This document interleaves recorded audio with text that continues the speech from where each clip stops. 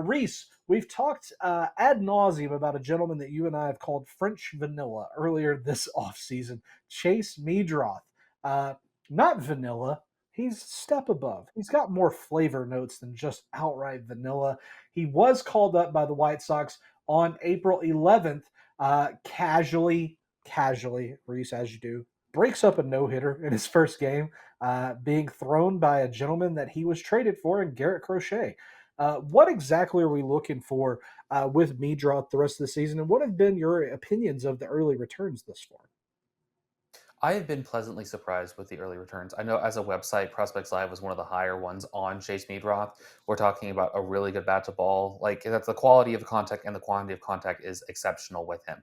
He is a good second base, third base. He can kind of stand there and make the plays that you expect. He was hitting well in AAA. Like we talked about 267, 450, 600 with 3 home runs and 4 RBIs in the 9 games that he was with Charlotte.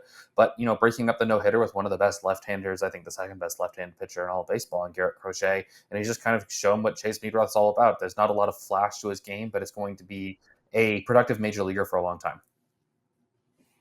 I think I agree with you. And that kind of harkens back to the French vanilla nickname that we gave him. It's not boring. I mean, now it's just steady, consistent, pleasant. And that's something that we don't necessarily get from a lot of prospects anymore. But 3 for 7, that's a 429 average thus far in 7 pro at bats as of the time we're recording this, at least.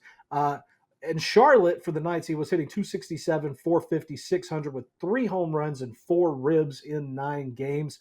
Reese, all told, I know you said Prospects Live, we were one of the higher sites on him. What do you think the future is for Meadroth in the South Side? Is this the future third baseman, or are we looking at kind of a bizarro land DH? What are we looking at positionally long term for Meadroth? I think for the time being, he can play third base. I think he'll ultimately move over to second base. There's not a lot with the current roster that is going to be stopping him from going between third and second base. Maybe even go play a corner outfield. So there's a lot of different ways for him to go through, and he's going to hit more than enough. And people are going to care, like if he is a slightly below average defender at any of those spots. Fair enough. I think you're right.